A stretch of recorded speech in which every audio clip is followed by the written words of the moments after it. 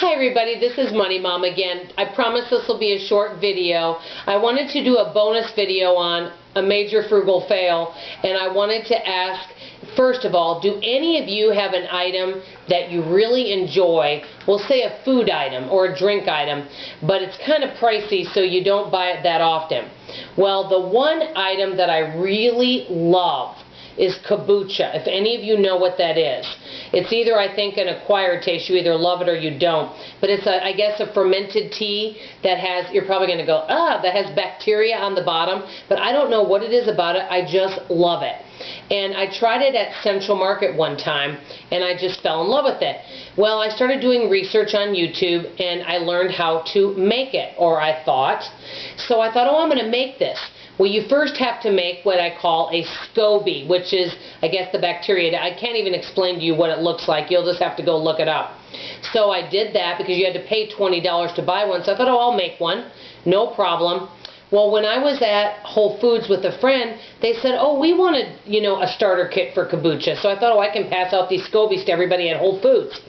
So I made my own kombucha. No one in my family would get near it. You could smell it from all over the house, because what happened was I left it too long, because you're supposed to leave it for like 30 days. Well, it got really strong. It basically, when I tasted it, it tasted like straight vinegar. It was so strong. And so the people at Whole Foods wanted to try it, not the kombucha, but they wanted me to bring them a SCOBY, and I had like 4 of them. So I went on over to Whole Foods and brought this kombucha. And in the bottles of kombucha, when I was bringing it, my friend has a newer car, and I thought I had the kombucha covered. Well, anyway, she turned a corner kind of roughly, and the kombucha started kind of sloshing all over the place, and it spilled in her car, and it smelled like vinegar, so you can imagine what her car smelled like. Anyway, I just had to share that because I love certain things that are kind of pricey, but when I try to do it myself, for some reason, it just doesn't turn out that way.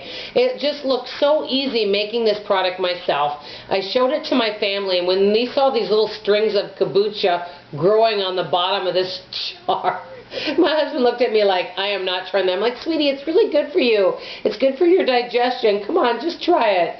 And when I opened up that little mason jar and you could really smell it, he wanted nothing to do with it. I tell you, I feel kind of bad for my husband because over the 24 years of our marriage, there's some really good things I've cooked and baked. But some of my cooking and baking, because I try unusual things, are more like science experiments gone wrong. And I tell you, one other time, and I know it's off topic, I made some kind of sauce, and I made it wrong, and so I tried to put another spice in it, and it did not turn out, and it was so horrible that I put it outside, and anyway, it started growing. I mean, some of the things I've made over the years have just been pretty scary. But anyway, I just had to share that. Do any of you like kombucha? And have you ever made it? That's my first question.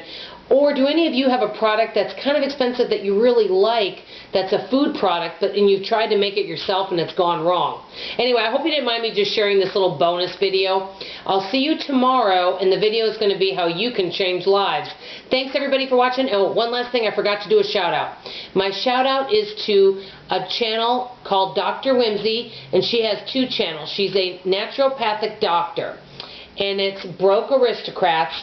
I really like her channel because she thinks outside the box, and she does different things, like she has tea time, and she'll talk about how different cultures are frugal, like the Victorian era. So she does a lot of learning. And then she also has another channel called Dr. Whimsy Anderson, where she talks all about how to keep healthy on a budget. So I hope you'll check her channel out. Thank you. Bye.